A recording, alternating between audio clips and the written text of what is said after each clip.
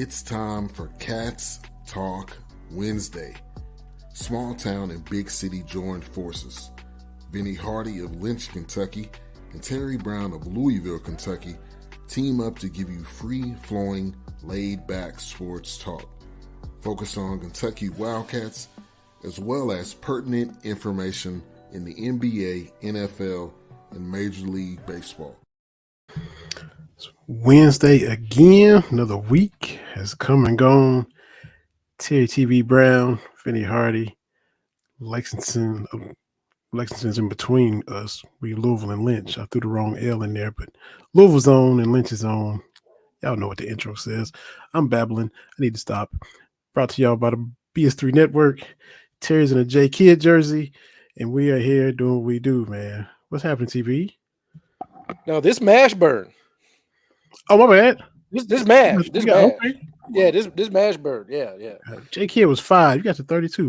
I got the 32, okay. not the 24, because that was Jim Jackson before Mashburn got there. I had the white one, and I think I might have lost that in the divorce. I don't have the white one anymore. I also have I had Shaq Orlando black and white, and the white one is gone, so I just got the black one now. But that's all right. But as you pointed out, 30 years ago, and I was going to correct you and say, no, man, I got this when I was in high school. Then I did the math, let the math rate go. And yes, I was in high school 30 years ago.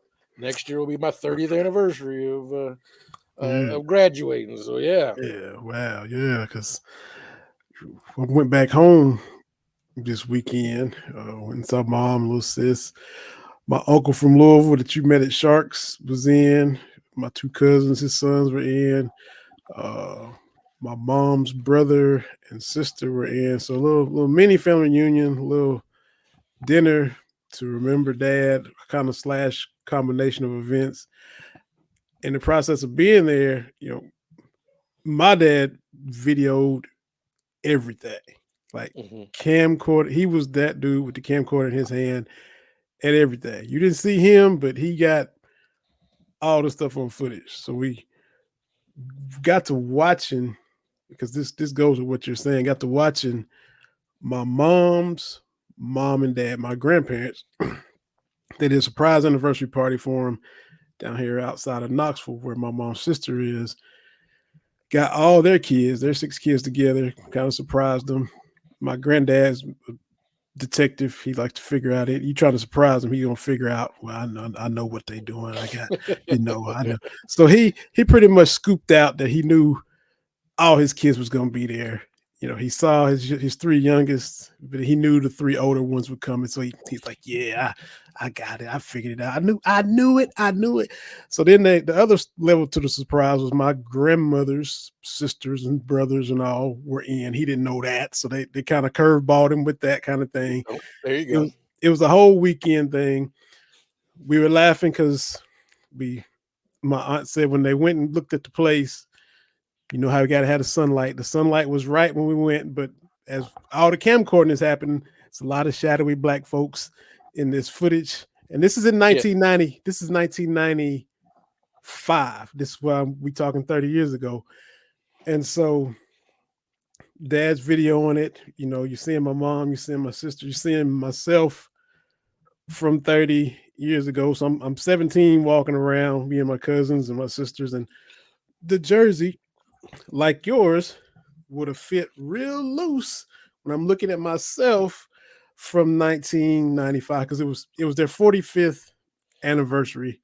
And so you look and see how pretty much skinny you were. You weren't even slim, you're skinny back then. And just real little bitty, and man, crazy. Well, so the thing is, for me, I didn't grow until that summer after my senior year of high school. Okay. I graduated high school. I was 5'4", 5'5", maybe $110. Man, okay. Yeah. Like I grew like 4 or 5 inches that summer. Like I was tiny. Like I was tiny. So I got all these jerseys that are size 44 that were huge on such a slim frame. But now, as you can see, they kind of look like a sports bra on me because they kind of tight around the chest. These 44s around the chest, a little tight. But if you remember, we had Allied Sporting Goods and stuff like that, maybe Foot Locker. I can't remember where I got a bunch of these, but 44 was as small as they would go. Yeah. Like there was 44 in the men's, and then you had the youth. Well, there was folks like myself, like, I'm gonna get this 44 and rock it. Again, used to be baggy. Now it's a little snug, but give a shout out to the Mavericks. I know they lost last night, but the thing about that, I don't know if you've seen this on social media and things. What has Karl Anthony Towns done to people? Was it SB Nation? Somebody wrote an article about like how he's just the worst. I'm like, what has Karl Anthony Towns actually done? I get it. He's a big man that wants to shoot threes, but what is it that he's done to engender this hatred? Like, he's been through a lot, right?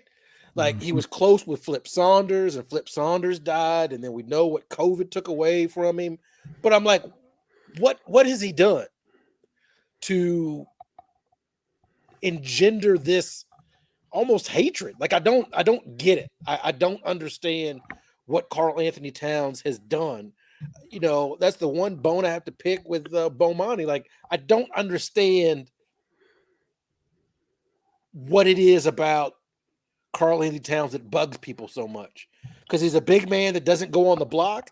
I mean, I guess, but you don't have to say that he's a sucker for that. Like, I don't understand what he's done to get this response from NBA folks. Like, they don't say this about people that we know are trash, right? Like, so maybe it's because Towns is my dude. Yeah. Right. I don't know. I don't know what it is. I know we're not supposed to, as Kentucky fans, we're not supposed to look at the NBA, but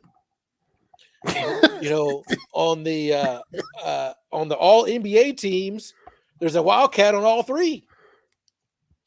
SGA, AD, and who am I missing? Booker. Yeah. Booker was on the third team. And this narrative that, like, oh, these guys just show up and they don't do anything, they go to the league. I'm like, okay, SGA, of all the NBA guys, like, he was on the team that just made it to the Sweet 16, right? But everybody else that has been all NBA in this stretch, that was the worst finish with Sweet 16. Like, I get it. Towns has been all NBA, and yes, 38-1, disappointing. That was a Final Four team. So I'm like, who are these people that we're talking about that just showed up just to go to the NBA? I don't see it. Yeah. Someone can point me in the right direction. Say it with your chest. Heroes won 6 Man of the Year, and he was on a Final Four or Elite 8 team. So it's not like these dudes we're celebrating are the ones that lost to Oakland or even lost to St. Peter's, which with that, Case and Wallace, was what, second team all rookie. So look, I celebrate these guys. I know it's not the cool thing to do, but I do. I think it's to the point. So, okay, number one draft pick. Is he the worst number one draft pick of all time? Absolutely not. Michael Olowokandi and Steve Stepanovich and who are all these people? Michael, the dude Anthony for Cleveland. Bennett? Yes, the dude Anthony for Cleveland. Bennett, yeah. So I remember watching that draft like, who? Like, I'd never heard that dude before in my life. I don't understand. The scout and all should be. The issue is they didn't have film ready for that dude. When he got drafted, they couldn't even cut to his highlights because there wasn't nobody like, all right, they in the truck like, who? Anthony Bennett. Click, click, click, click, click, click, click. Anthony Bennett, where does he play at? I think Oklahoma State, if I'm not mistaken. That's just off the top of my head. Wow, maybe I have to look it up. Wow. But like, wasn't nobody ready for that?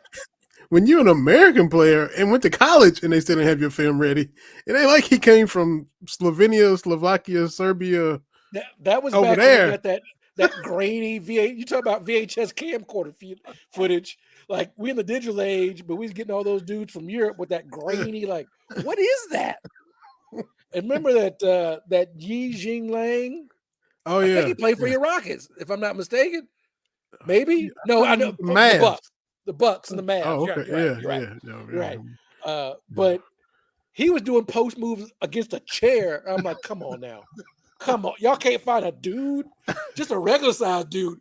He doing like the dream shake against a chair. We're like, I'm gonna look good against a chair. Absolutely. What are you doing? I'm glad we've come a long way in the NBA draft. Yes. So he's not the worst number one pick ever. Is he the legit face of the franchise like they thought? No. Is he the number two? Yeah. It's almost with Bo now. It's just like this. Even if he tries to get away from it, it pulls him back in. Everybody's kind of labeled him maybe not as physical as he should be. Maybe he doesn't post enough. All of that is fair. Is it fair? No. But is it pro fans, the way they look at dudes coming out of college now, fire, right or wrong? Because look at how the Knicks fans embrace quickly. And they love him. He got traded to Toronto. They still love him. He probably came out and exceeded their expectations. Knew he was coming from Kentucky. We loved him. We saw his family. We saw all that. The pro team's just like, what you gonna do for us? Right. And I would say, if they're honest, he exceeded their expectations. So now he's in that once a Knick, always a Knick. Even when he comes through the garden with the Raptors, he's gonna get love from now on. Carl done got stuck with the soft and the silly fouls, and he does still make silly fouls. I'll watch and still kind of cringe and be like, why you hacking at midcourt? And he kind of get him in bunches, and then he got to go sit down. Then was it against the Nuggets? There was some stretches where they won some games and closed some games with him not playing. That didn't help his case at all. So fair or not, he's got this scarlet letter on him. He's got besmirched with this rep you can't shake it once it gets on you. And that's the one thing is when you hear, athletes, celebrities, folks in the public eye, right? That once you get that label, it's very, very hard to shake whatever box you're in, because I still see people talk about Adrian Peterson and his fumbling, right?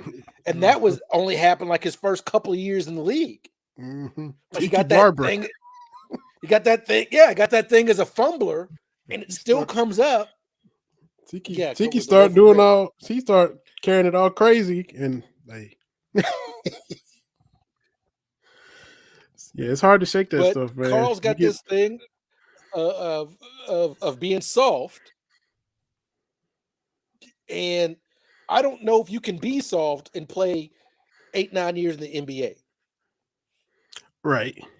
I don't believe that. And now I just don't think you can do that. Now, fair or not, the perception that Anthony Edwards is wise beyond his years and is kind of taking on the leadership that maybe Carl should be doing. And then in the press conference where he's like, you got to stop fouling. He's like, I'm like, this is the young dude is telling the big brother. I'm like, that's not helping Carl's case when he's like straight up, and he does, all this little stuff just keeps kind of stacking up against him to the level of hate that he's getting. No, but there's some little stuff out there that's not helping him. Look at all these. The thing is, the number one pick, I get what comes with that, right? That you have to be the face of the franchise or whatever if you're one of these top picks. Yeah. And sometimes guys aren't built for that. Right. And there's no knock. Being the dude is not for everybody. Mm-hmm. And it's crazy to, look, I thought, and I think we talked about this before, but Towns making that what I thought was an adult decision and giving the rings to Anthony Edwards without causing a stink. Right. Mm-hmm. My issue is those dudes, Gobert, and we can talk about him for a little bit too. Yep. But Minnesota went into Denver and knocked the champs out. Mm-hmm. Now you can call them suckers. You can whatever it is, them's the facts. I don't want to get you in your feelings. The fact is, Jokic, who you said and others said, he's this dude. Did you see that tweet? Somebody responded to us, our conversation about Jokic from like 2 years ago. You got to dig and find that. That's all you've been scrolling ever since we. Because I woke up, I was like, what in the? I was like, who is this person? Then I look, I was like, oh, this tweet from like 03 or 23. Like, what? Come on now, man. Mm-hmm. And all we had said was Jokic needed to win because that's the barrier, right? And at that time, he did. He needed to win and hadn't won yet. Now he has. That was the point. Was he could be a 2 or 3 time or MVP and not have a title in his resume, and that's a rarity. The 3 MVPs with no titles, that's never happened. Never. Yeah. Which I think helped his case this year, right? If they had stumbled and not won, maybe SGA wins it. Because we know voters are weird. We're not going to give you 3 MVPs without a finals appearance. That's not happening. Because again, as we go through the guys, Kareem with his 6 on down, right?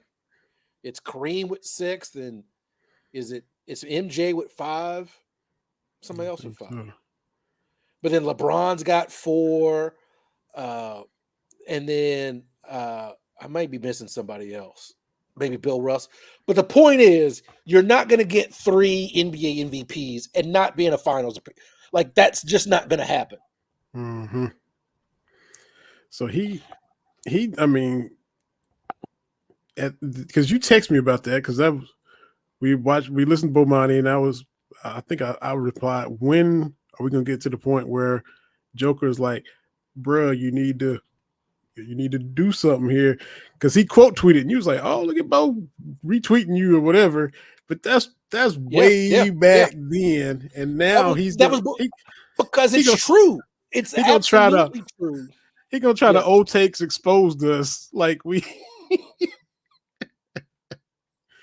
And I mean, and then this is the same person that, if you look, I went through a couple of his other tweets, and he's like, a couple of days ago, we need to trade Murray. Yes, he got us a championship, but now he's mentally weak. I mean, why do you like? So this person is, I mean, he all over the place with his 42 followers or whatever. So didn't even dignify. Neither one of us dignified that with a response. So I was going to, but I'm old now, and to quote Jules Winfield from Pulp Fiction, I'm trying to be the shepherd now.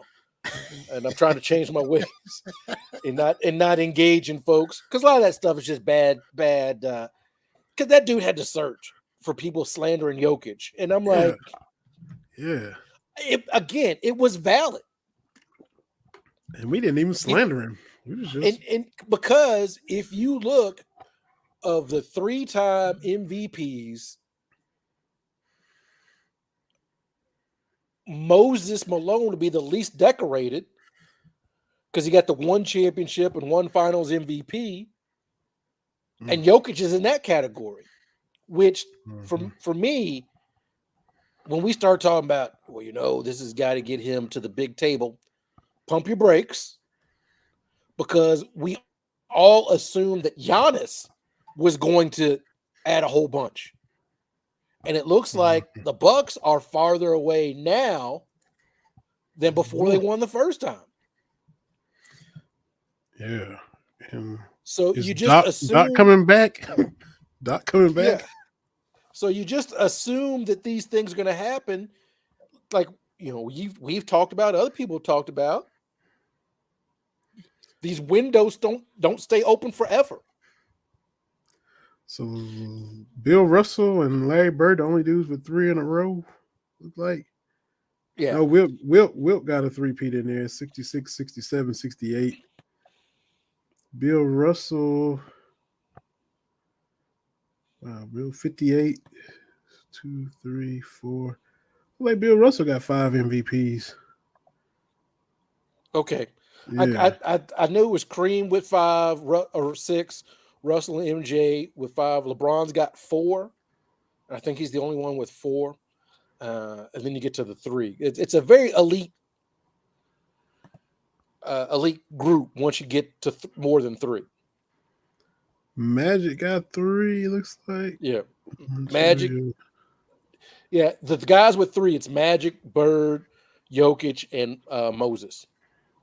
okay. Yeah. But the NBA is just different. Like you need to get to the finals appearance. Only because this, right? When you look at like the MVP of the NFL, uh, that one is skewed because it's become a quarterback award.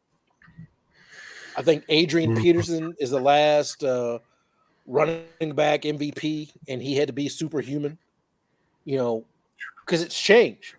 It used to be, hey, you got a running back, got 2,000 yards, you got to give it to him, right? Yeah.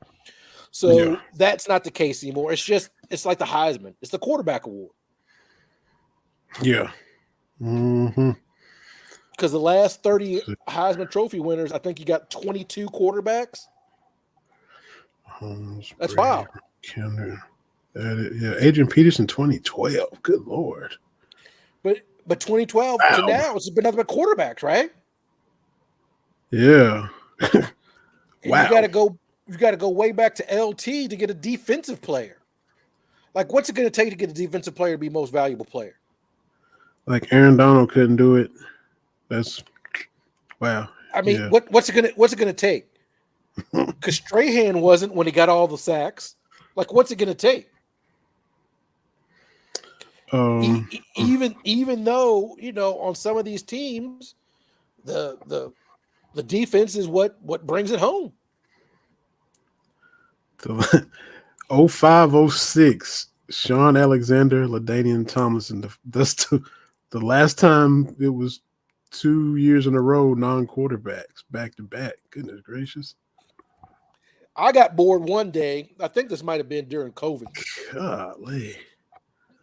I looked at the Heisman Trophy, not just who won it, but who was invited. Uh-huh. Like the 3 or 4 guys that got invited, and it was like 90% quarterbacks over the last quarter century. So the NFL MVP is a little slanted because it's a quarterback award. In Major League Baseball, I know your man Acuna, and we can talk about him in that. Man, off the top of my head, I don't know who. Gun to my head, I could not name the last like 3 or 4 MVPs. You could probably give me the teams. I might be able to work it from there, but I don't know. Right, when it comes to baseball. But baseball's always been weird because if you look at the baseball MVPs, it doesn't take long to get to a couple names. You're like, who the hell is that? Or really? Like, it doesn't take long to get there. Like Ken Caminiti's got an NL MVP. Yeah. God rest his soul. But baseball's just weird like that. One dude can have a weird season, and he gets the MVP. Basketball, and I'm not going to speak to hockey. I'm going to let our man Craig get on that. But basketball, we know one dude can make a difference. And if you are MVP caliber, you should be able to be good for 1 to 2 games every series on your way to the finals. That's one thing I do agree with Bomani about basketball. One person can make a difference. One person can look around and be like, we're not losing. That's why I love basketball. Yes, it's a team game and it's beautiful when that ball's moving. But when you just got one person on one side that says, I got this, that to me is beautiful. The American League, I will give him credit. Most of these names are fairly noteworthy going back 20 years or so. But you're right about the NL. I haven't pulled in, but National League, American League, Shohei Ohtani, Aaron Judge. Shohei already got 2. Mike Trout got 3. And nothing to show for it in the playoffs. Josh Donaldson, now that's a little weird. 2015. Josh Donaldson, that's a little obscure. Okay. I'll give okay. Yeah. Justin Pedroia, he had a little run where he was pretty good with the Red Sox. Vlad Guerrero, A-Rod, Miguel Tejada, Ichiro Suzuki, Joe Mauer. So you got some heavy hitters. Miguel Cabrera. I mean, that dude had Triple Crown. He got a, But Josh Donaldson, that's sketchy. Shout out to Vlad, baby. Hey man, they be bouncing them curveballs up there. He's still hitting them out. He didn't care. If you throw it, he gonna swing at it. I love it, man. You dribbling it up here 52 feet. Play discipline. I'm swinging. I love Vlad Guerrero. He's just like, I'm gonna do this. I ain't wearing no batting gloves. I don't care. Look, hey. Look, man. I know there's teams that haven't been very, very good or whatever. But as for an Expo, I'm like, as an Expos fan, which I am, we had a lot of dudes come through there, man. Oh my God. Randy Johnson, I think, got his first win as an Expo. Oh. Pedro got his first MVP as an Expo. It's like, come on, man. That's what broke my heart. I need to whisper this, but Andre Dawson switching his Hall of Fame plaque from Expos to Cubs. I'm like, come on, man. Yeah, that ain't right. We ain't got no other people in there. But Tim Raines, Moises Alou. I think Tim Raines might be the only Expo after this. We only had 2, right? Marquise but anyway, Grissom before he came to Atlanta. Larry Walker was up there. Yes, Andres Galarraga. No, he came to Atlanta when he was like 40. Man, Gary Carter. I'm telling you, I would watch a documentary on what that 94 strike. We know what the 94 strike did to baseball as a whole, but I feel had the Expos at least made the World Series, and they were in the driver's seat. I think up 8 or 9 games in August, which I know doesn't guarantee anything. Right. We saw collapses, right. But like, I felt confident. Had they at least made the World Series, I don't know if the Expos leave Montreal. But that's just me. The 2 years before that, Toronto's in and winning, and then if Montreal goes right after that, then the MLB in Canada is strong, because the Toronto Leafs won in 92, 93. That's what I'm saying. That you had Toronto going back to back, right, and then Montreal was in position to go right behind them, and hey, Toronto, look at us. Y'all ain't the only ones up here, winning World Series. We gonna take the hockey viewers away from hockey for a minute and put them on the Expos. I don't know if the Braves would have caught you. I was hoping, but I wasn't 100% confident. It was so crazy. It was so crazy during 94 because, look, I'm very honest about my fandom, right? I was talking to my father-in-law this past weekend. Basically, he's a Chiefs fan. Trying to give me the business over Super Bowl. But it was basically, how did you become a 49ers fan? And I'm like, it was the 80s. I was a kid. Kentucky had no pro team, so... And like I've told you before, I was a Jerry Rice fan before becoming a 49ers fan. So there's that. And of course, I'm a Lakers fan. And look, it's 2024, and I get this every now and then when I'm tweeting about whatever, Lakers or 49ers. Oh, you a front runner? Yeah, you got me. But again, that's been 40 years. It's been 40 years, kids. Like, it's been 40 years, right? Yeah. Yes, when I decided to be a Lakers fan, I was a Magic fan, became a Lakers fan, and then they won. Yes, but there have been some lean times. You might want to talk to your friends that are Patriots fans that are, they're because I had a Facebook friend when I posted on Facebook about getting my Magic Johnson jersey. He was like, "Oh, Lakers." I'm like, "You're a Patriots fan. Was you a Patriot fan in the 80s? Are you going back to Drew Bledsoe? Yeah. If you ain't got a Ben Coates jersey, I don't hear what you got to say, Yeah. Patriots fan." So I admit it. Yes. I grew up in the 80s, 49ers, Lakers. I get that. I was thinking about this the other day. Is my buddy Ryan, I think he's 4 or 5 years older than me. So he'd be like 50, 51, something like that. But Celtics, Steelers, Phillies. And I said, man, I said, whoever won it in 79, 80, that's who you rock with, right? And because, the 79, the Steelers, I think beat the Rams.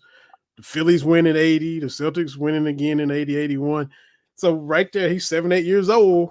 All those teams won. And he's been with them for 45 years. But that's how he picked them. I was thinking that same thing. Right. And right, you can't burn me if I admit, yes, these were the teams that were winning when I was 7, 8 years old. Yes. Mm-hmm. Partly because with the Lakers, again, kids, in the 80s, there weren't games on TV every night. Yeah. So you only saw the good teams. Mm-hmm. Right? Am I lying? Mm-hmm. You only saw the good teams playing. Unless you was a Hawks fan on TBS like me. That's it. Right. You see them live from the Omni, Dominique Wilkins and the 51 fans in attendance. Yeah. Yeah. I'd still be a fan of theirs if it wasn't for that trade, too. I would be a long-suffering Hawks fan if they hadn't traded him for Danny Manning. That's one thing you and Bomani agree. He's got the date, November, blah, blah, blah. Like, he's got the date. He's like, I'm through with it. I'm the same way. Like, I'm through with it. That's what always makes me chuckle when he brings it.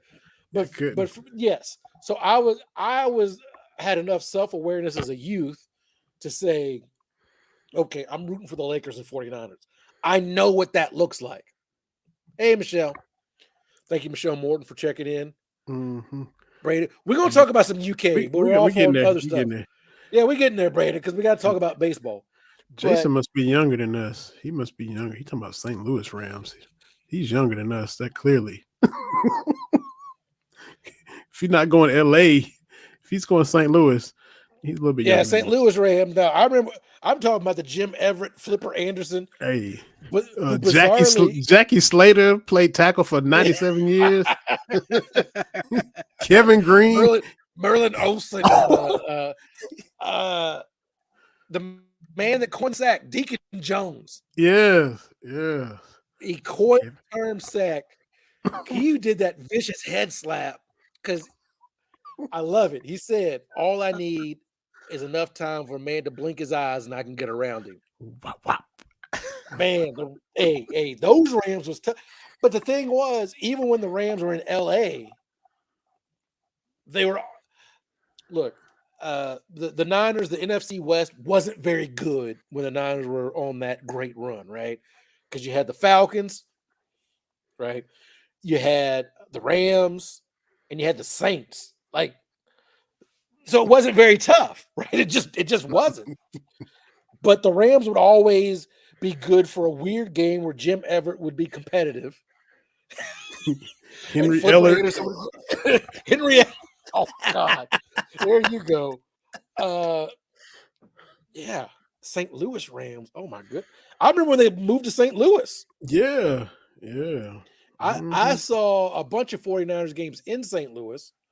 The X had some contacts, and we went. because you know how it is when your team is far, right? It you got to plan out when you can see them relatively close, especially if they're a Yeah. West Coast team. Like, Mm-hmm.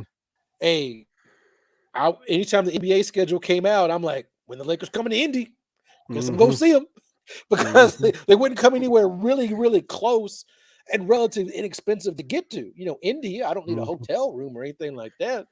Um, but I had enough self-awareness to be like, okay, I am, uh, 49ers and Lakers.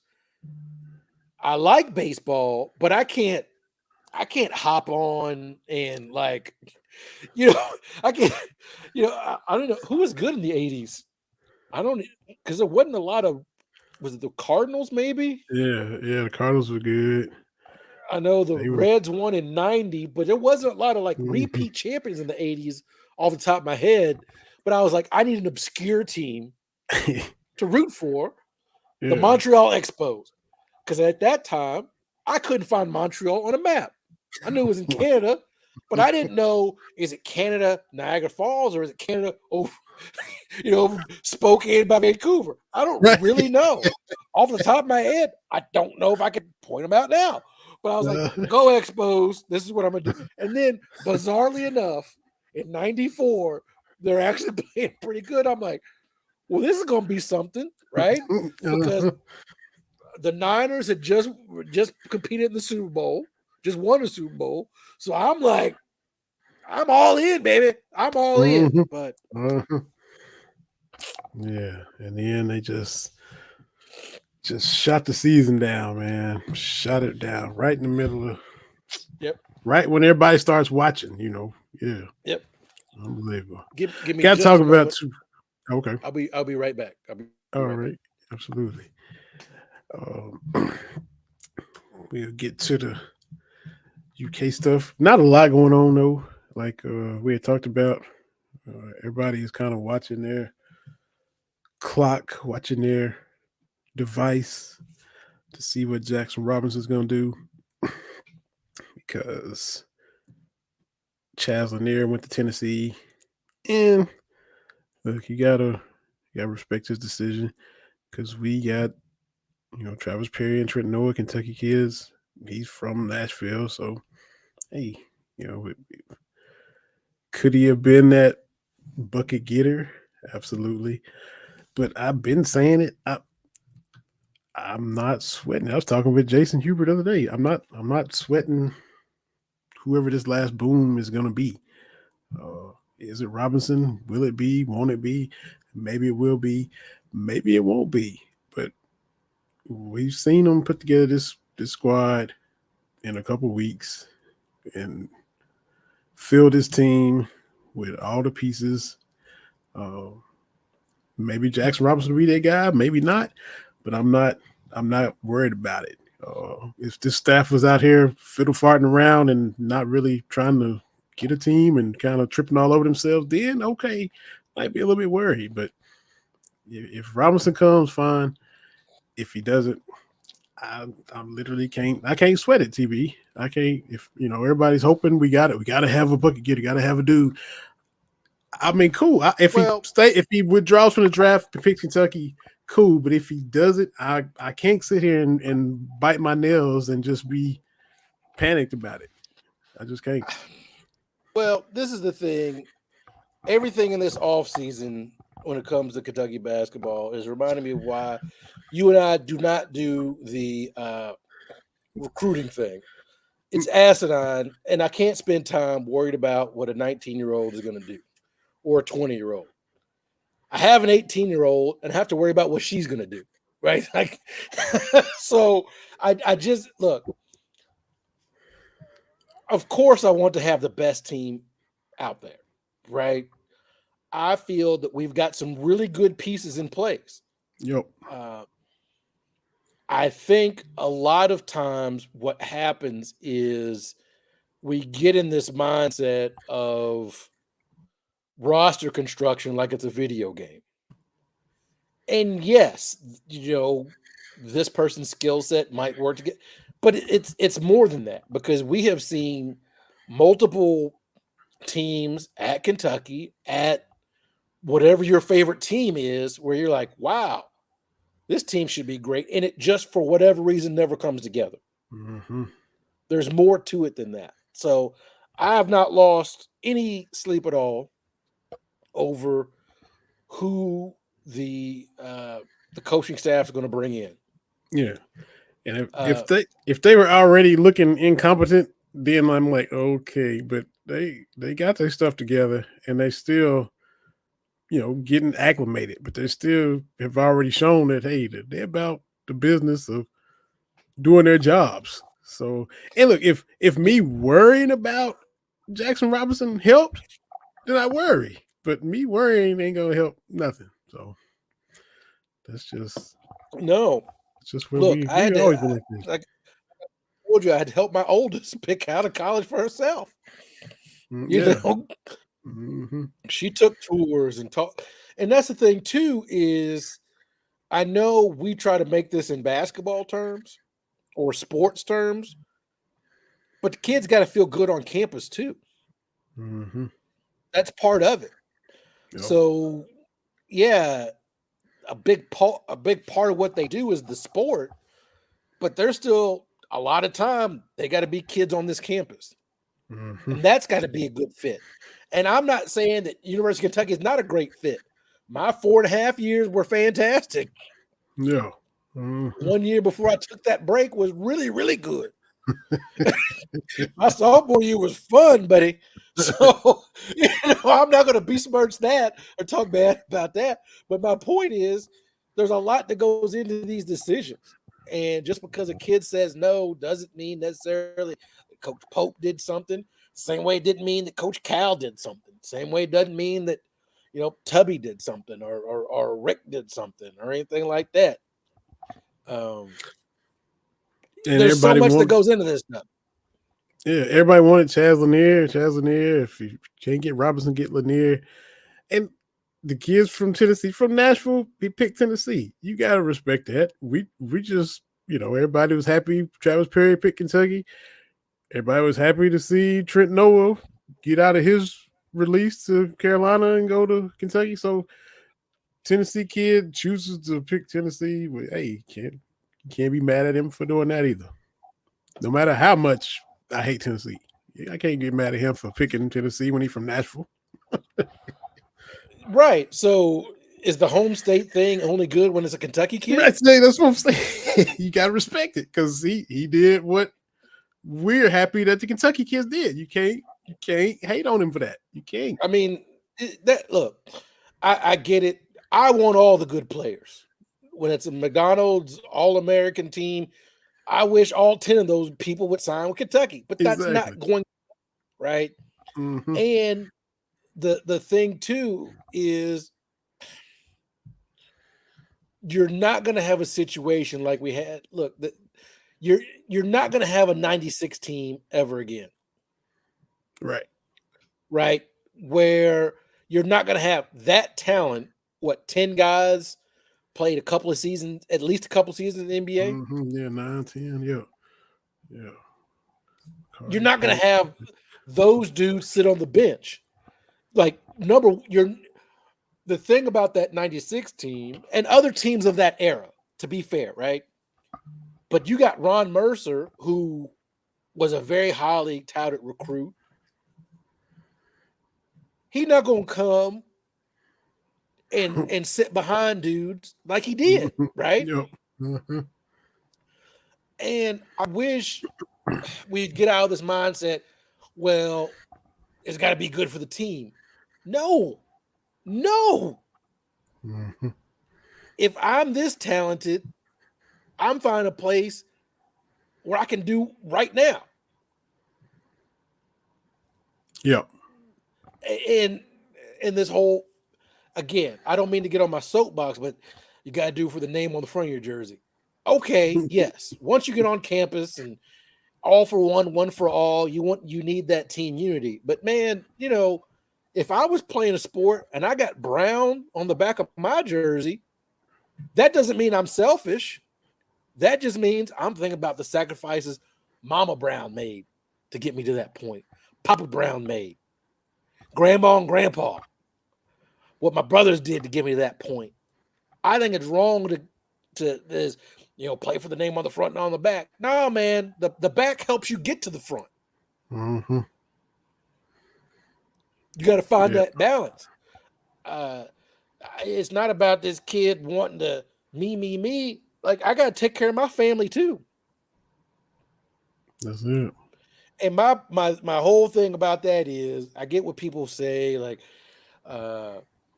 give to the great. You got to be good at something. And if someone wants your services, whatever it is, then you have the ability to pick and choose. And I'm sorry, most of us don't pick and choose. Oh, Mm-hmm. all right, Jason, you're going to make me read this. Look at how many highly rated juniors will be seniors for 2025 Kentucky have in the running as finalists, or mentioning they want to hear from the staff. I believe the future is bright. And that's the thing, too, is this year is just a starting point, right? This is just ground zero.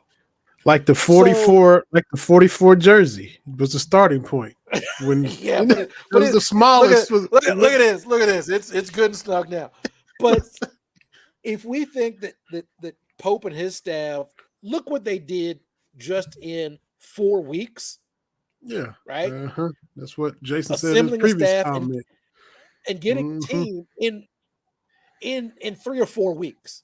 Yeah. Before the portal closed, we had a squad, right? Because people are like, we've only got 2 people coming. We got 2 people on the roster. Yeah. I'm not even worried about. Do you really think the University of Kentucky is not going to field a basketball team? Is that what you're thinking? Preach. You think that we just got these 2 on April the 5th, and we're not going to be able to field the team? What are we going to do? Do you really think that's going to happen? We're going to forfeit the season. We're just going to not play this coming year. We ain't forfeited since that CCNY scandal in 52. We ain't forfeited a season. It's going to be fine, right? But look, I'm ready to rock with the dudes on the roster.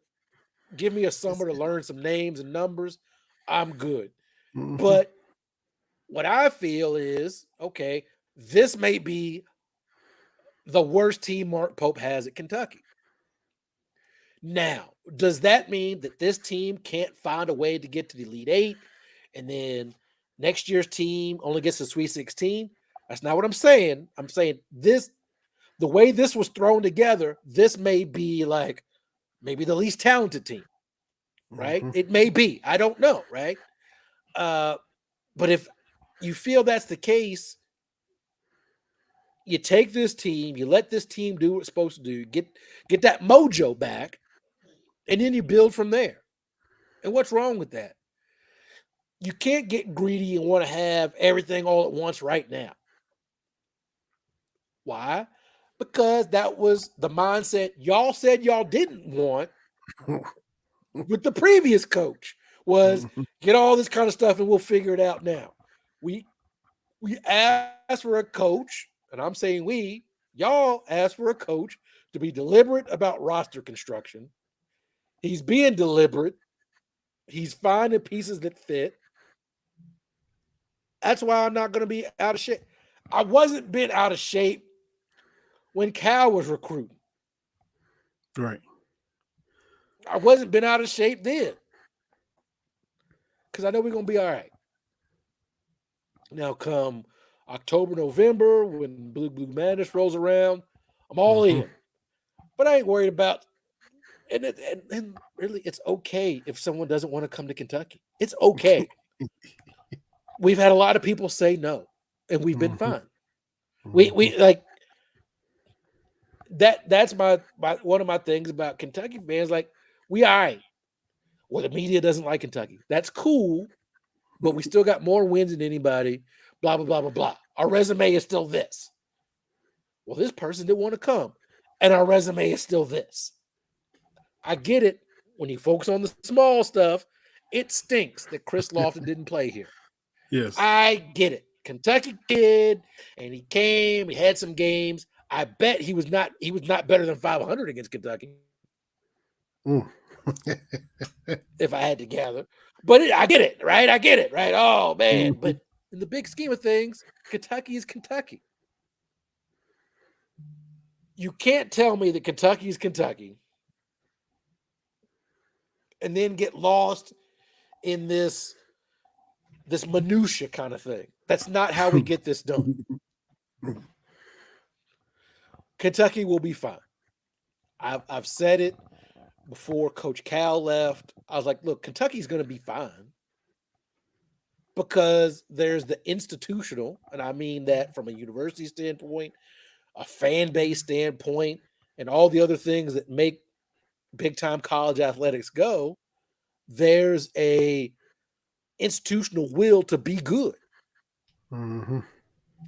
And I've also got to make a caveat, because I've often said on here and other places that between Bear Bryant and Nick Saban, Alabama was terrible.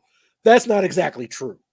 They had some pretty good teams, but it wasn't, Bear Bryant with his, 4 or 5 championships, and Nick Saban. What my point is, there was a long stretch where they wasn't racking up chips like that.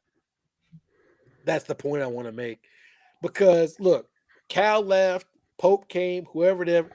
Kentucky's going to be good at men's basketball. Doesn't matter how many coaches we have to go through to get there, they're going to get it done. Because, again, it's that intense and institutional built-in memory to make this stuff happen. I remember when it was clear Billy G wasn't a fit, right? Yeah. I knew he wasn't a fit. It was second season.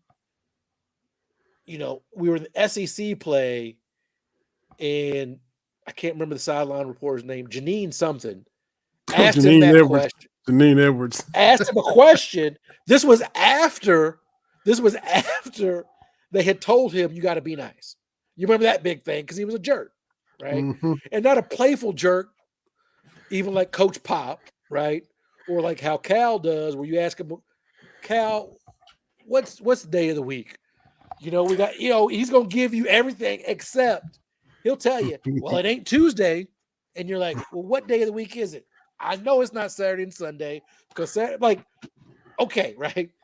But I knew Billy G wasn't long when after they were like, I think even Mitch was like, we got to be better, blah, blah, blah. And he still wasn't doing his thing. But that was in that time period where coaches got 3 or 4 years, right? And a lot of national folks were like, you got to give him a little bit of time. And it's like, no, the hell we don't. This is not working. Yeah. And whatever we say about Alabama and the Mike Price and the Dennis Franchionis and the Dave Shula, they pulled the plug quicker than other places would because it's Alabama football. And I just feel that Kentucky's the same way. There's no doubt in my mind the great run we had with Cal, we will have another great apex. That's the way this is built. My fear was I don't want to go through 2 or 3 coaches to get there, but I know we're going to get there eventually. So we've got Pope and his staff. I want Pope to do well. Out of all the recruits you thought were locked to Kentucky and we didn't get, who to you is the worst? The most devastating. Who, like the worst is in who was the one that just hurt the worst? That we didn't get. Oh, for me, I mean, this is historical before my time. It's Wes Unseld. Because the governor got involved with him coming and they couldn't make it work. That's a great what if. To be honest with you, I'm a little selfish on that, but that's a great what if, right? Because I know the what they went through to try to get him, and it didn't work. Now that's before recruiting service, obviously before our time. Yeah. But that to me has been a great what if. Like, oh man, that would have been cool if Wes went here. Yeah. Sean Kemp got to be in the conversation. Yes. You put him in. You put him in there right after Rex leaves with right before Mashburn comes. Come on now. That would have been a That's- good bridge to have. yeah. Sean Kemp was ridiculous. I saw somebody talk about the NBA, about in-game dunkers, and he didn't have Sean Kemp on his list. And I'm like, you got to have Sean Kemp on your list because that's the only time I've seen somebody dunk on somebody and that dude dap him up. Chris Gatlin gave him love, like, oh, you got me. You put your privates in my face. That was awesome. How you got me? Yeah. Yeah. Ha ha, you got me. But no. Just I mean, that's one way. Just be corny and give him credit and hope it. Yes, I mean, I don't Yeah, know. but hey, I was thinking about that. I'm like, best in-game dunkers. Man, I would put Vince Carter up there. Mm-hmm. I would Just put on he could just on Gerald his Green. yeah. Like, I don't know anything else about Gerald Green, but he always would pop up on your Sports Center top 10. He caught a body. Like, I don't know what his career numbers are, but Mm-hmm. career numbers to Sports Center highlights, he got to be at the top there. Yeah, yeah. I don't know. Did Mm-hmm. Dominique ever catch a body? I mean, I know he was He phenomenal. he got Larry Bird one time on the break. He double pumped on Bob Lanier. He did like to be as great a dunker as he was. His great dunks to bodies caught probably isn't what you thought it would be. Like Jordan on Ewing or Vince on Alonzo Mourning like 15 times and Mutombo 7 or 8 times or what, Uh, I yeah. would. I tell you who's somebody that's T sneaky. Mac on Sean Bradley. Oh, Tracy McGrady caught a lot of bodies. And he was supposed to come Hey, here too, right? He was supposed to yeah, come to Kentucky. yeah. So yeah. Hey, Mhm. Kevin Johnson caught a lot of people. Let's see why you gotta who did my dad give me the most crap about is that when Kevin called Elijah he But oh yeah, Hakeem the Dream. Yeah, we wasn't that dreamy this time. Well, yeah. Little 6-foot KJ dunking all over you, boy. Oh, it didn't matter that the Rockets came back and won that series, went on to win that championship. Dream got caught slipping, and that's all my dad cared about. He's yeah, look at KJ getting your boy. I think, but I tell you, for me, the best in-game dunker, My boys and just watched. My boys just watched Sean Kemp, and they just watched the highlight with Gatlin. Wow, just watched the highlight. He really did dab him up. I'm telling you, Kemp caught it and cradled it and yammed, and just he put his privates in that man's face, and he got up like, "That's a good one." Like, look, if someone dunk on me, I'd be like, "All right, I'm not dapping you up." After the game, No. I may say something, but that's how good Sean Kemp was. Yo. Like, you want some dunk highlights, you go to YouTube and you Google Sean Kemp. Unreal. Because he was 6'10", and there's that space. Explosive. Once you get to 6'10", it looks weird for guys to dunk because it's they don't have to go up that high to dunk. But the way he was coming, he still made it look good. He was explosive, had power, and he could play too. He had a whole other game besides dunk. He had a full game. And then a shout out to we got to talk about Bill Walton. Yes, we do. Absolutely. With the whole throw it down. Well, let's segue to Bill Walton. It's rare that that's a good one too. Tyler Hansbrough. Yeah. Yeah, and Hansborough's had an axe to grind against Kentucky ever since. Like, I don't click when people like retweet him and he's like, "Is Kentucky good?" I don't need his thoughts on Rob Dillingham. Like, I don't need Tyler Hansborough's thoughts on whether or not Oscar's rebounds are Mhm. fantastic. I don't need that. He's Yeah. Hansborough, whatever. But Bill Walton, You're welcome. Mhm. I don't remember, we're not old enough to remember Bill Walton at his peak Right. beforehand. Mhm. Mhm. And I think if you're talking about injuries, injury what ifs, it's got to be Bill Walton because he was ridiculous at UCLA. And, probably the one season he was healthy in the NBA, he led the Trailblazers to a championship. That's so weird. 77, the year of our birth. He won the title in But 77. Crazy. but the Trailblazers, like what? The 70s was on drugs in the NBA, man. The Bullets won, the Sonics won, the Trailblazers won. Before that, the Suns were in the finals against Mhm. the 70s was just off the chain, man. It was just off the chain. But when you're talking about college basketball players and being able to go from Kareem to Walton. Now, Mama B is not a fan because Walton did that 21 of 22, whatever it was, performance against Memphis State in the championship game. So she's not a big fan. But the thing I always liked about Bill Walton was, and honestly, I know this is going to be sacrilege, what I give John Wooden credit for was because he let Kareem be Kareem and he let Walton be Walton. Whether it's protest or whatever, he kind of let them, you can come back to the team, but he let them do their own thing, which I always thought in retrospect was really cool. Especially when you think of how buttoned up he was and how old he was even then. He was already an old dude. Right. And Because he had played and coached at Purdue or whatever. Yeah. And that's crazy that, I know hopefully Mike's not watching, but Purdue trying to latch on to Wooden. It's kind of like when Kansas trying to latch on to Rupp. Like, all right, man, like he made his bones not here. Okay, like come on. I was like, whatever first job you have, talking about, Vinny Employee of the Year. Oh, I remember when he was delivering newspapers. Yeah, that was forever ago.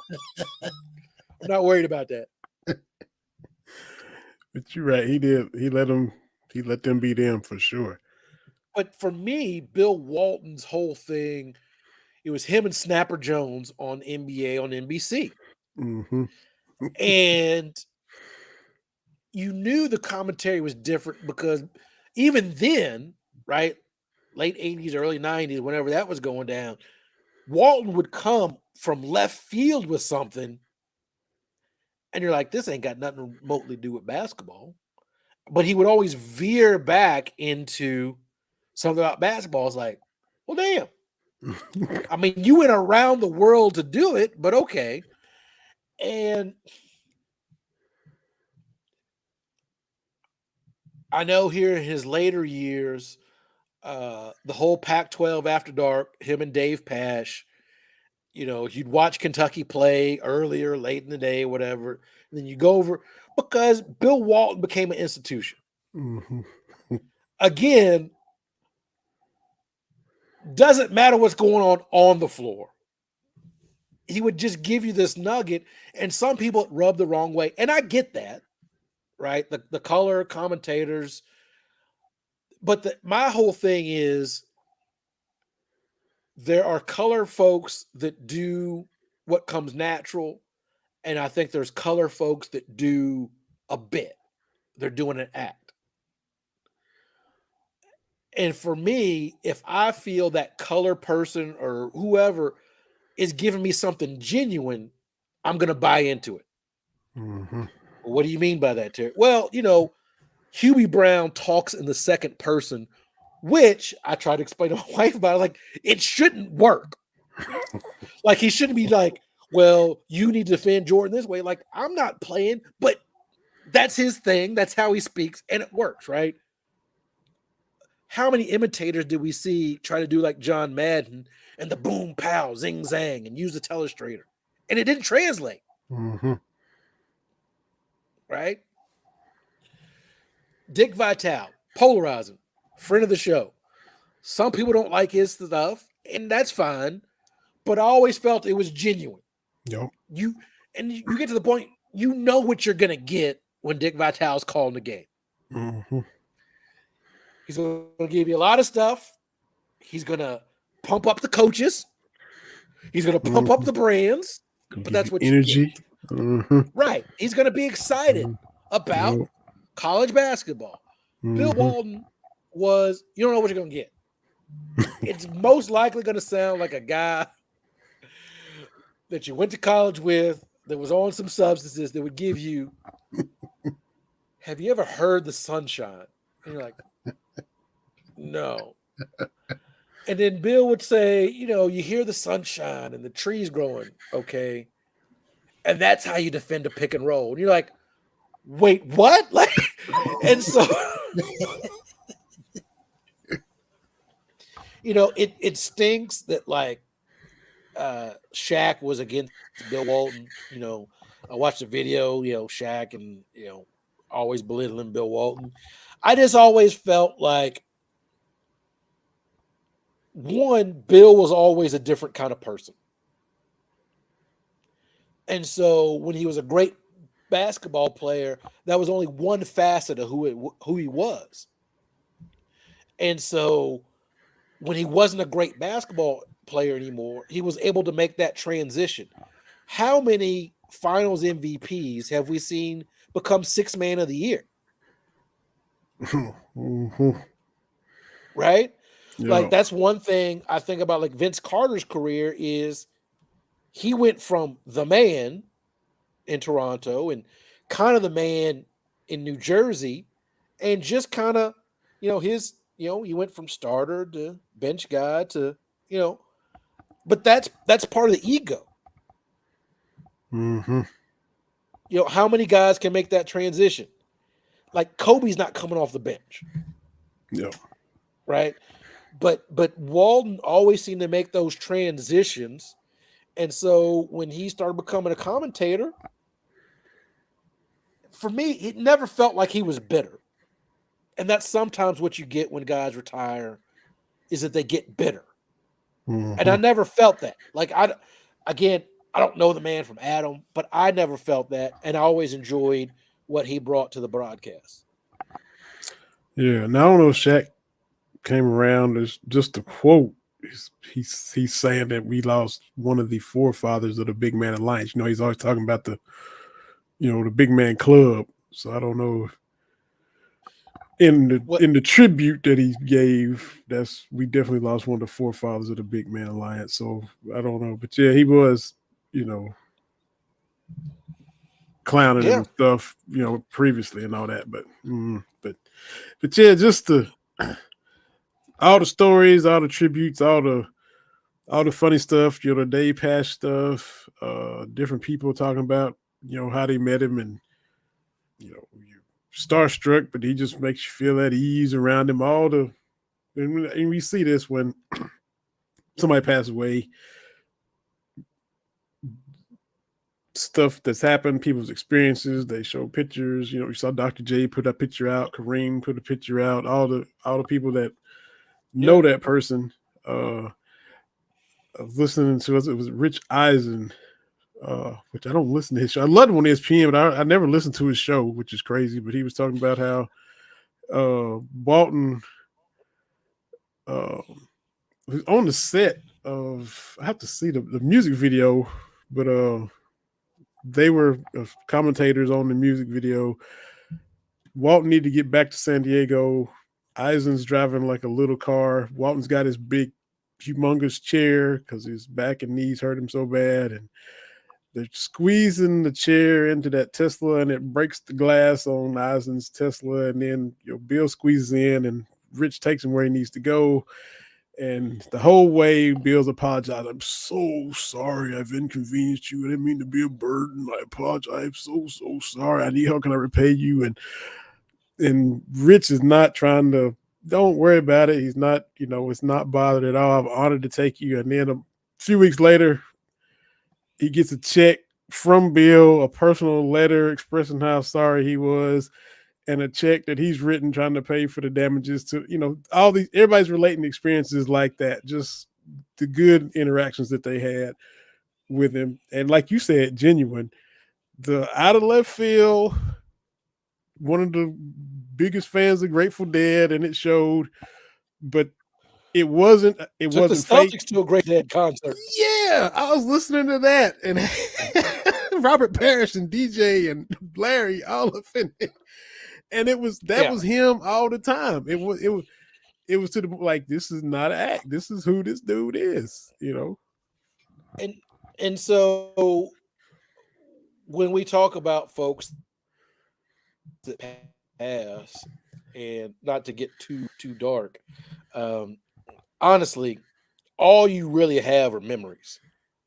Mm-hmm. You can leave stuff, you can leave money, but at the end of it, all you have are memories, right? How you made people feel. And what I think when it comes to a person like Bill Walton versus others, and I don't want to get into but it was very little about what he did. It was very little about, oh, this is the night he went for 30. And, it was, hey, leading the Blazers to that championship was an afterthought. All of the stories were how he made someone feel in that moment, how he connected with someone in that moment. I can't remember what ESPN person it was that shared the story that Bill Walton was in his hometown and sent him a text message. Steve Levy, I think it was. Mm-hmm. And he had gone to Steve Levy's, the house he grew up in, and got some dirt and sent it to him. And I'm leaving stuff out, but like that means something, right? Like if I go to Harlan, I'm like, Vinny, I'm here. What's your address? And you're like 123 Main Street. And I go and that's a picture outside. Like that's different, right? And so what I'm getting from Bill Walton's passing, it wasn't the great basketball player he was. It was how he made people feel. And people will remember that. Yep. Right? That's great. That's the legacy I want to live, because I wish we did this more for people when they were alive, right? We gave them their flowers. Mm-hmm. But we don't, because that's not the way our culture is set up. But when someone passes, listen to what other people say.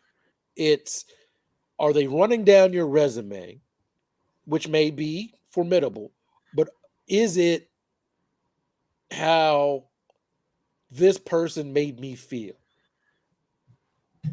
And that to me is more than leaving $1 billion behind, to be honest with you. Mm-hmm. Yep. I mean, not to get all, but I remember your dad's service. It was all about how he made people feel and taking that extra step. That's what it's about. Yep. Again, I don't want to get all misty. That's the legacy I want to leave. I'm not gonna leave $1 million. My wife's looking at me. I'm not gonna leave $1 million to anybody, but hey, TB made me feel okay. Mm-hmm. That's it. That's what it comes down to. Put that comment back up. I didn't read it from Mr. Huber. Oh yeah. What was it about color commentators? Guys that are simply good color commentators, no matter the sport, is guys you can simply tell that they know and love the game. And well, Bill, he just, like, in his own way. I mean, he loved the game. There's no denying that. And he enjoyed. Conference He just enjoyed, right? and I can't remember who said it, but it's great that Bill Walton won't be here for what's left of the to not see the Pac-12, right? Because he was a big a proponent of that. So Yeah, sad news. I saw that when it came out on Memorial Day, and just uh, yeah, yeah. Um, we talked about there's not much going on. There's never a smooth transition. But the main thing that will be going on is baseball this weekend. And as long yeah. as the Cats are playing, you hope to see them in Omaha. As long as they are playing between now and then, they're going to be in Lexington. So they, as NFL home field throughout, that's what they got. Kentucky Proud Park is the spot. They don't have to go anywhere. If they win the region, they got super regionals at home. Uh, Indiana State, Western Michigan, and they got Western Michigan Friday. And I forget who the fourth team is in that region. But the baseball people say Indiana State is pretty good. But we hope. Let's see. Let me pull it up. Indiana State, Western Michigan, and I should already have this up. But don't want to skip that fourth team. Illinois. Yeah. So Kentucky plays Western Michigan 12 o'clock on Friday. Illinois, Indiana State play sometime after that. And it's time, Let's man. let Let's go to let Omaha. hey, this has always been what has kind of tripped baseball and softball up, is not getting those super regionals at home. Mm-hmm. I know softball, they lost this year, but they've hosted a lot of regionals. Hey, you got the super regionals at home, and I know that Kentucky lost last year to LSU in super regionals. A couple years ago, I covered the game at Louisville, super Yeah. regional. Mm-hmm. Um, but get that super regional at home. It's not a guarantee, but oh, buddy, it's a pretty big indicator if you can get to Omaha by hosting a super regional. So do that. I know it wasn't great in Hoover, And I'll be but look. I'm about sick of Kay Drzinski in South Carolina. We losing them and everything yeah, here. man, yeah, man. That's why we can't have her on anymore. Nah, Uh, she banished, man. that's right. That's right. Basketball. I mean, not even women's basketball, which is kind of a foregone conclusion. Although women's basketball might be more competitive next year. Oh, no And doubt. we'll see We how we it goes, we right? coming. We on the right track. Yeah. Uh, but look, man, I would love to do the 2-hour drive to Omaha and catch a Kentucky game in Omaha. Because I'm gonna be ridiculous with it. I got my foam finger. I got everything. Hey, Kentucky's first trip to the College World Series. Oh yeah, yeah, yeah. I mean, I've already talked to my boss people. I'm like, hey. One of these things, I may have to drive up to Omaha, watch the game, come right back. That's fine. But I feel like they're gonna be that close in the College World Series. I kind of got to do it. This is just we've seen a lot, and this is something that we still have not seen. So it's And this history that can be made if it happens. and and being the one SEC team, the one to not make it to Omaha. Check that bucket list off, man. Check it Mm-hmm. off. So it's you know, Coach Madison did a lot of work, laid a lot of Oh, groundwork. I oh think yeah, Corey Price said that this is the first time ever they won 40 games in back-to-back years. I think that just made yeah, history in that regard. yeah, So yeah. That's we're all good. we're seeing this kind of stuff, and now they got a chance to, like you said, check that Omaha box off. And Yeah, we old, but we I- ain't I- seen everything, Cherry. We ain't seen everything that's yet. right. That's right. I'll be right back. All right.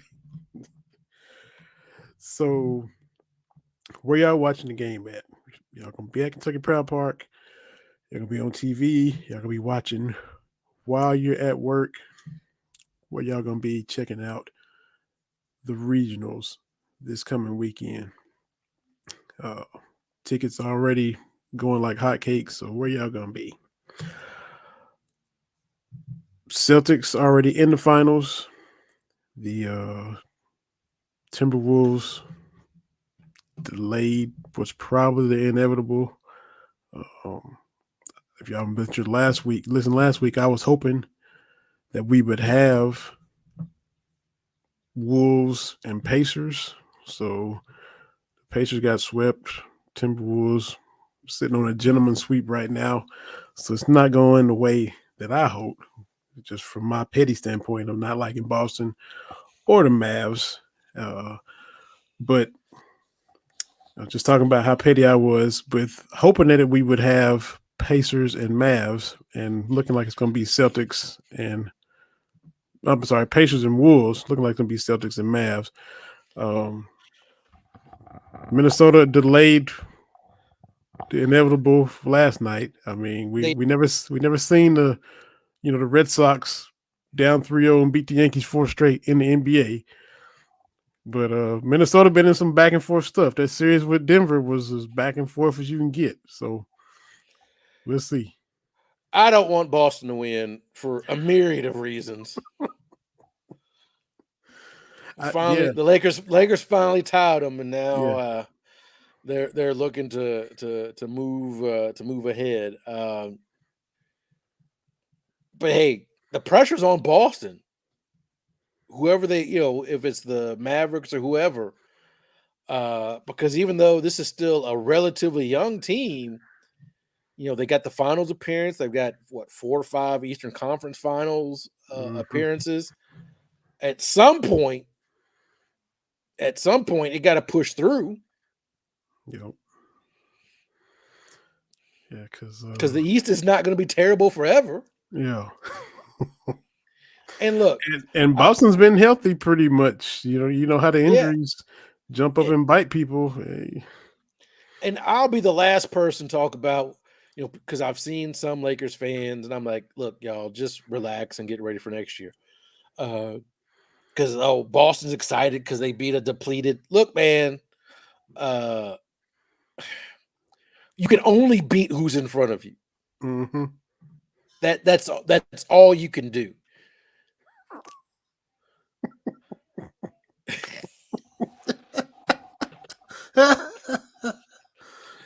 I'm gonna read this from Mr. Jason Huber. Just announced UK baseball fan fly to Iowa and ride a bus charter to Omaha with TB, all for the low price of $49.95. Don't tempt me with a good time. I got bills to pay. But Boston, the Celtics remind me of my 49ers. Like I saw a infographic the last 4 or 5 years of the teams with, I think it was the top 8 playoff wins. 49ers the only one don't have a Super Bowl. That's rough. And so, you got to get over that hump. Now, I saw a prominent Cowboys fan talk about how the 49ers have been the most disappointing team over the last 20 years. And I want to be like, okay, you need to pump your brakes. Because the 49ers just did a top 10 plays video of last season, and none of them were against the Cowboys. They just said, Kittle's 3 touchdowns against the Cowboys Sunday Night Football. Because they did other things. So I get it, Cowboys fans. You're experts in disappointment, but but as a 49ers fan, I'm like, this is make or break, because I think after this coming season, now you got to pay Purdy, and that's what locks teams up, because you got to pay the quarterbacks, and that trims other things. So this is the make or break year. So again, when it comes to the 49ers, I'm going to cheer and boo all through the regular season, but in the back of my mind, I'm like, got to do it in the playoffs. Mm-hmm. And for me, I off the top of my head, I don't know who they're playing in the AFC. Like, we got to beat the AFC teams, because last year, regular season, we lost to the Bengals of all teams. I had some Bengals fans like, nay, boo-boo, and I'm like, that don't take away 2 Super Bowl victories, but good for you, Cincinnati. Good for you. You got Joe Burrow back. Oh, look out, man. Look out. Look out, man. Joe Burrow beat Patrick Mahomes in the playoffs 2 years ago, so watch out. I'm like, that's right. That man's won 2 Super Bowls since then. What are you talking about? Mm-hmm. Well, he beat him. Oh, okay. Like, all right. What do you want from me? We got to hold on to that. Got to hold on to it. Like, I'm sure the Jazz beat the Bulls in the regular season at some point, but it don't like. Okay, Yeah. what am I supposed to? What am I supposed to do with this information? Buffalo beat I'm sure Dallas last year, but that's I'm sure the Mavericks beat the Lakers in the '80s with when they had Mark Aguirre, but that don't stop the Lakers from winning 5 championships. What am I doing here? Y'all keep telling me he that dude, then he need to be that dude. But anyway, I digress. But Boston got to get it done, man. And look, I hate that it's Boston. I hate Jason Tatum with his Dukeness. Yeah. I hate it because I thought Brown was going to come to Kentucky at one point before he went to Cal. That one hurts because we've only had one Brown in Kentucky men's basketball hoops history win a letter. One. Yeah. Dale Brown. One. That feels impossible. Yet here we are. Anyway, and then Joe Mazzulla is their coach, and I want to fight that dude because of West Virginia in 2009. Oh, cross-eyed Joe. 10. Whatever, man. Oh, cross-eyed Joe, man. I don't need the Celtics to win. Okay. And those are all my reasons. No. And my sister likes the Celtics. I'm really rooting against them as well. She's been taunting me every time they win and talking her talk. So yeah, I don't need them to win either. So we'll see. Next a week from tomorrow will be game 1. Boston against whoever, Dallas or Minnesota. We'll see. And let me just say that's dumb as hell. To set the date to start the final. That's just the NBA is just doing dumb stuff. It's dumb because looks like they're trying to get rid of inside the NBA. Yeah. That's dumb. And the whole conversation they talk about now, I saw ESPN tweet out about all the offseason free agent signings and the like. Like the NFL don't do this. Right. Yeah, the season ain't even over. I'm saying the week up those 2 weeks up the Super Bowl, we ain't talking about free agents. We talking about the Super Bowl. Get it together, NBA. Yes, absolutely. Close out with Jason Huber. I was asking why you were going, where everybody was going to be watching the game at, where they're going to be at Kentucky Proud Park, going to be at work, going to be at home on Friday. Boys have travel baseball Saturday morning. They end by noon, heading straight to KPP to root UK on the victory with his sons. Hey, don't get no better than that. Don't get no better than that, man. Yeah, I'm gonna check in on it. Once I always have to collaborate or calibrate, I should say. I just say stop collaborating, calibrate because all the Eastern time zone. I'm in the Central, so I have to keep track that way. That's right. But, 11 o'clock first pitch for you. Yeah, but I keep track. That's the beauty of working from home. I can watch. Hey, there you go. We appreciate y'all keeping track with us every week. Yeah, man. No guests.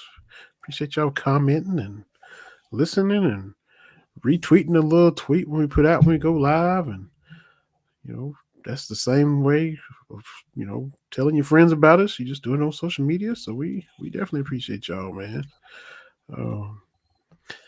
You'll be peeping at it from work. I probably will too Friday, and we'll get this first step to Omaha in motion, TB. So love to see you out there. We're gonna be like Peyton Manning, Omaha. We're gonna get it done. And the Omaha Steaks, man. Yeah, absolutely. Can't go wrong with none of that. So man, we'll holler at y'all next week. Appreciate everybody. It's been another fun show. Appreciate you, TB, every week. Yes, sir.